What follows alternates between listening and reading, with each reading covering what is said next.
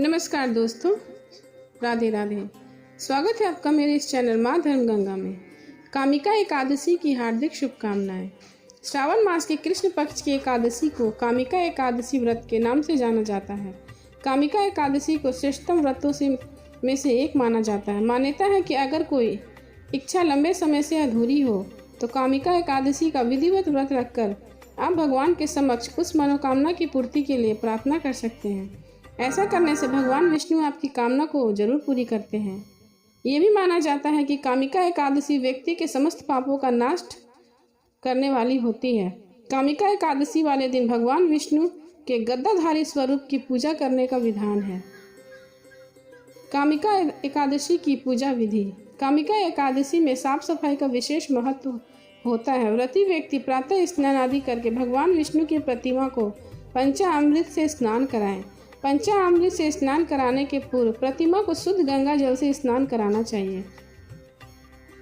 पंचामृत में दूध, दही, घी, शहद और शक्कर मिलाकर स्नान कराने के बाद भगवान को गंध, अक्षत, इंद्र, जौ का प्रयोग करें और पुष्प चढ़ाएं। धूप, दीप, चंदन आदि से सुगंधित पदार्थों से आरती उतारनी चाहिए। नैवेद्य का भोग लगाएं। इसमें भगवान श्रीधर को मक्खन, मिश्री और तुलसी दल अवश्य ही चढ़ाना चाहिए और अंत में क्षमा याचना करते हुए भगवान को नमस्कार करें।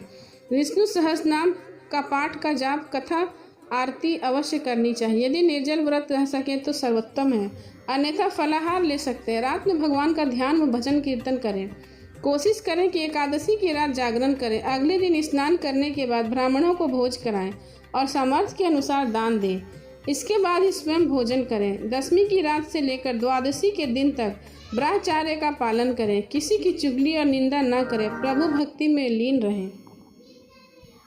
कामिका एकादशी व्रत कथा।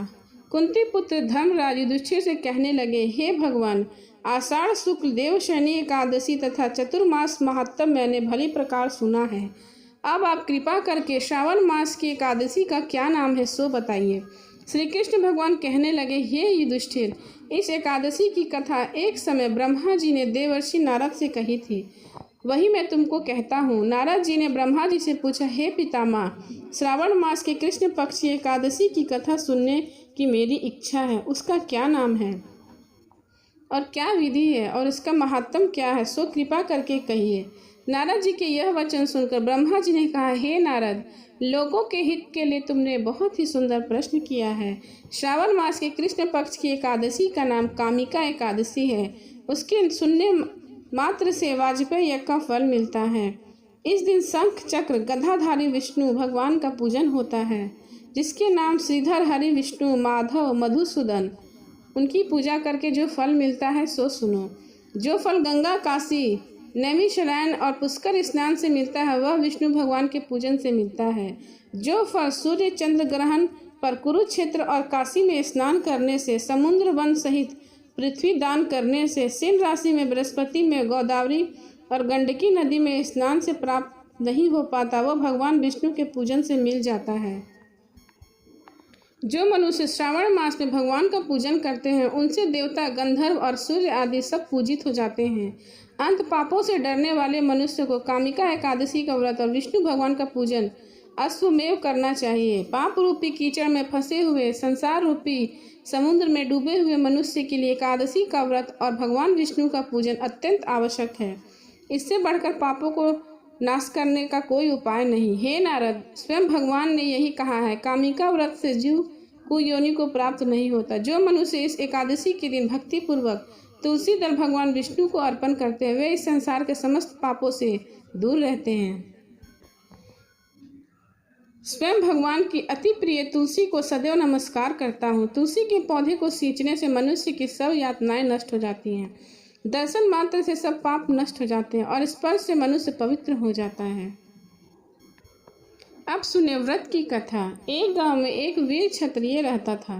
एक दिन किसी कारणवश उसकी ब्राह्मण से हाथापाई हो गई और ब्राह्मण की मृत्यु हो गई।